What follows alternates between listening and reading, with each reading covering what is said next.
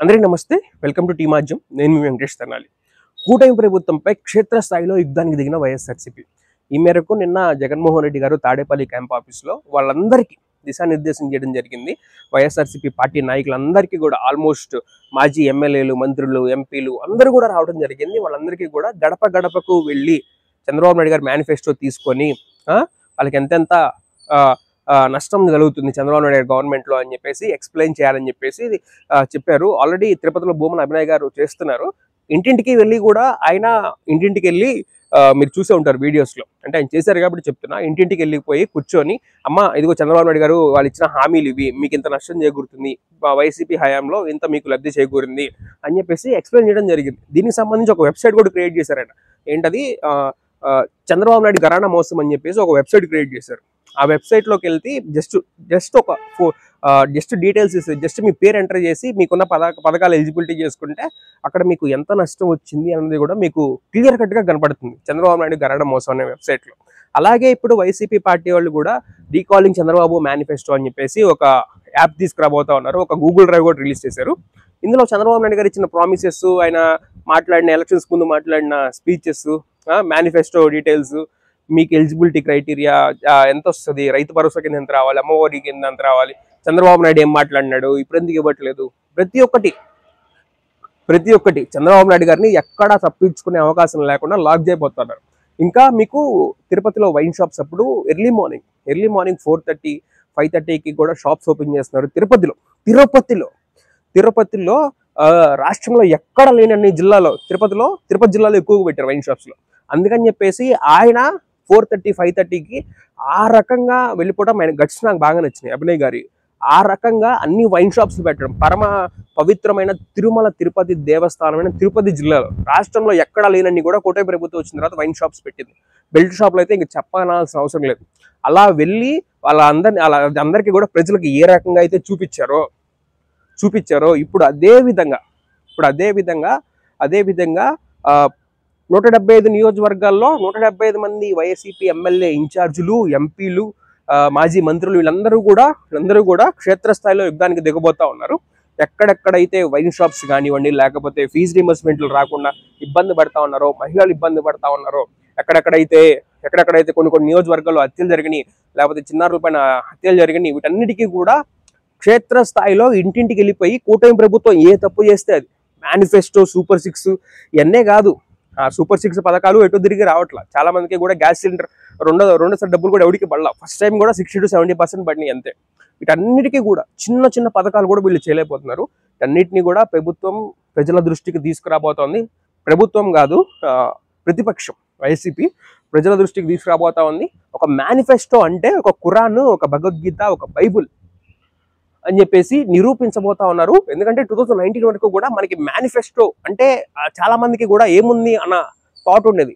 Manifesto 2019 elections అప్పటికి కూడా, కానీ 2024 ఎలక్షన్స్ అప్పటికి కూడా సీన్ మొత్తం మారిపోయింది.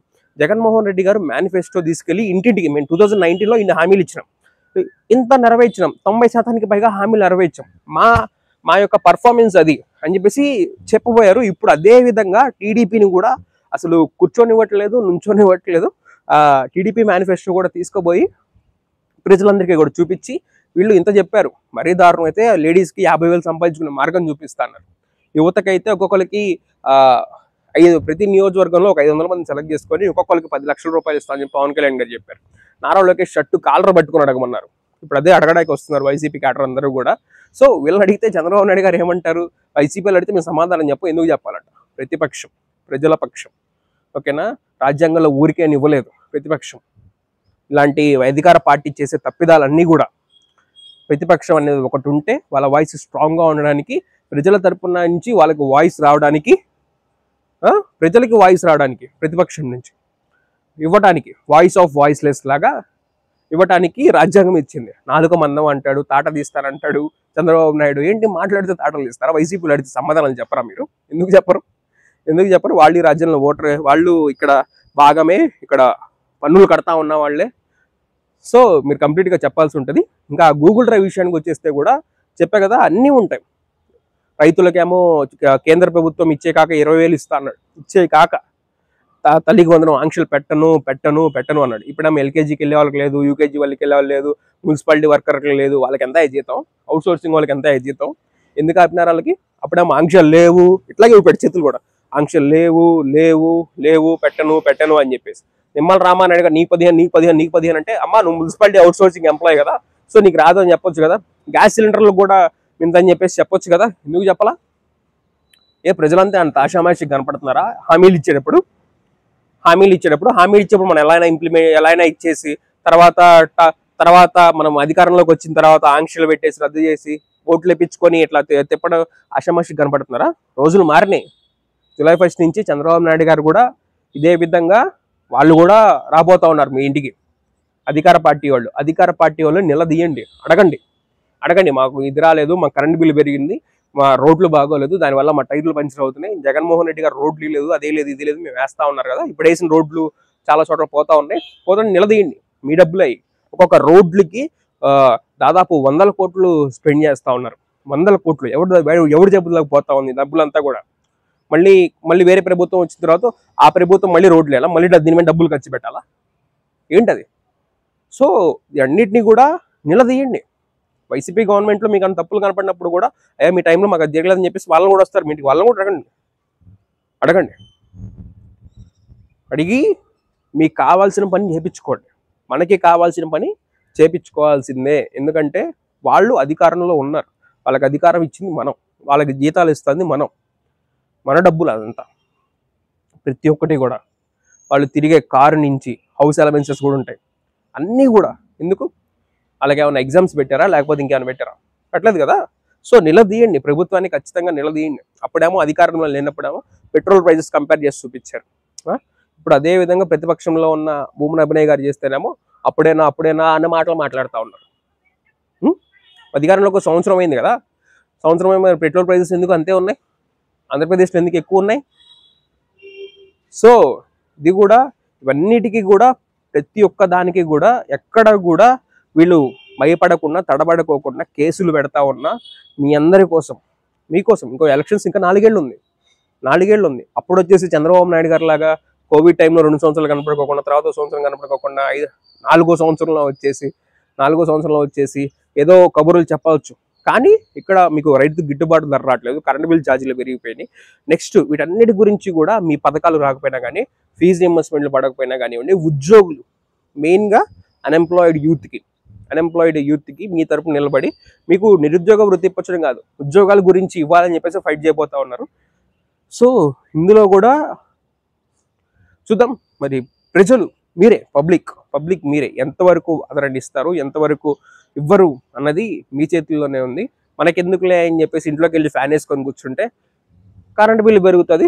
కరెంట్ బిల్లు పెరిగిన దానికి నేను చేసింది ఏం లేదు, జగన్మోహన్ రెడ్డి చేశాడు అంటాడు. మరి ఈయన పెండింగ్ పెట్టిన బకాయిల గురించి, 2019లో పెట్టిన బకాయిల గురించి ఈయన చెప్పడు, మాట్లాడు. అది జగన్మోహన్ రెడ్డి ఎంత కట్టాడు అన్నది ఈయన మాట్లాడు.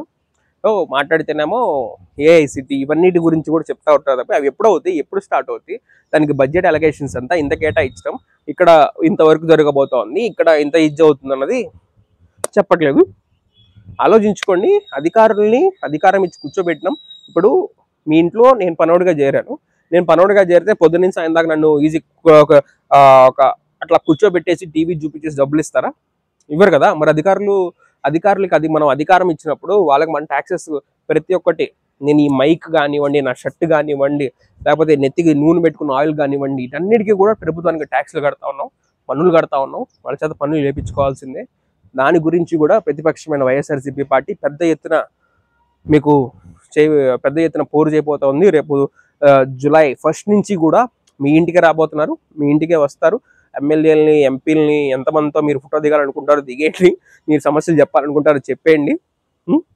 సో ఎక్కడ కూడా మొహమాట పడద్దు. అధికారంలో ఉన్న వాళ్ళకి లేని మొహమాటం మనకెందుకు, చెప్పేసేయండి, మీ బాధలన్నీ కూడా కక్కేసేయండి. అది ఇలాంటి వీడియోలు మరిన్ని తీసుకొస్తూనే ఉంటాను, చూస్తూనే ఉండండి ఈ మధ్య. Thank you for watching.